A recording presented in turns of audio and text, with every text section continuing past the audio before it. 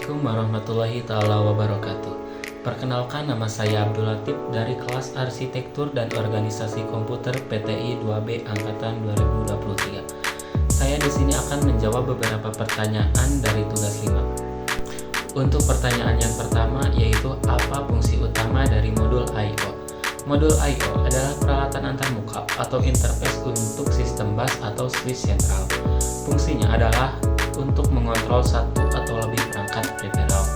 Modul I/O tidak hanya sebagai penghubung, melainkan juga sebagai piranti yang mengandung logika untuk melakukan komunikasi antara peripheral dan bus komputer. Selanjutnya pertanyaan yang kedua. Untuk pertanyaannya yaitu sebutkan dan jelaskan 3 teknik I/O untuk input dan blok data. Teknik penanganan I/O memiliki 3 cara. Cara yang pertama yaitu programmed I/O, yaitu pertukaran data terjadi langsung antara CPU dan modul I/O. CPU mengeksekusi program yang mengatur operasi I/O, seperti pemindahan data, pengiriman perintah, baca atau tulis, dan pemantauan perangkat. Kelemahan dari teknik ini yaitu adalah CPU harus menunggu hingga operasi I/O selesai dilakukan oleh modul I/O, yang mengakibatkan pemborosan waktu, terutama jika CPU lebih cepat dalam proses operasinya. Selanjutnya yaitu modul I/O tidak dapat menginterupsi CPU terkait proses yang sedang dilakukan, sehingga seluruh proses I/O menjadi tanggung jawab CPU, sehingga operasinya selesai. Teknik yang kedua yaitu interrupt driven I/O, yaitu teknik ini memungkinkan proses CPU untuk tidak mengalami waktu tunggu. CPU mengeluarkan perintah I/O ke modul I/O dan pada saat yang sama dapat menjalankan perintah lainnya secara bersamaan. Setelah selesai, modul I/O menginterupsi CPU untuk melakukan penyelesaian tugasnya. CPU masih mengendalikan pengambilan perintah dari memori dan pelaksanaan perintah tersebut, namun dapat melakukan multitasking dengan beberapa perintah sekaligus. Selanjutnya teknik yang ketiga yaitu Direct Memory Access atau DMA I/O. Teknik ini mengatasi kelemahan teknik sebelumnya di mana proses modul I/O masih melibatkan CPU secara langsung dengan mendelegasikan kerja I/O ke DMA.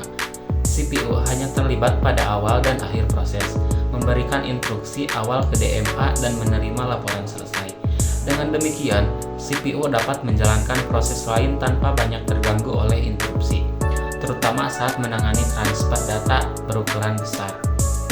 Untuk pertanyaan yang ketiga yaitu saat terjadi interupsi perangkat, bagaimana prosesor menentukan perangkat yang mengeluarkan interupsi?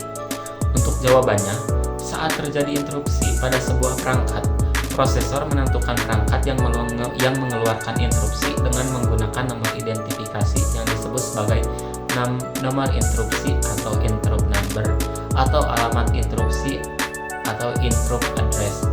Setiap perangkat keras memiliki nomor interupsi yang unik, dan saat perangkat keras tersebut ingin mengirimkan interupsi ke prosesor, ia menggunakan nomor interupsi tersebut. Prosesor kemudian dapat mengidentifikasi perangkat mana yang mengeluarkan interupsi berdasarkan nomor interupsi yang diterima.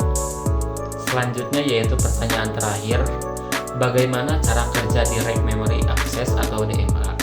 Untuk cara kerjanya, yaitu prosesor memberikan kontrol DMA pada perangkat DMA. Perangkat DMA mengakses bus sistem dan mengambil kendali atas bus. Perangkat DMA kemudian mentransfer data langsung antara perangkat eksternal dan memori sistem tanpa campur tangan dari prosesor. Setelah transfer selesai, perangkat DMA memberikan kembali kendali bus ke prosesor dengan menggunakan DMA.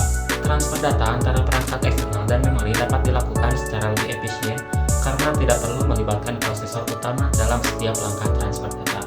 Hal ini membantu meningkatkan kinerja sistem secara keseluruhan. Sekian jawaban dari saya. Maaf bila ada kesalahan. Wabillahi taufiq wal hidayah. Wassalamualaikum warahmatullahi wabarakatuh.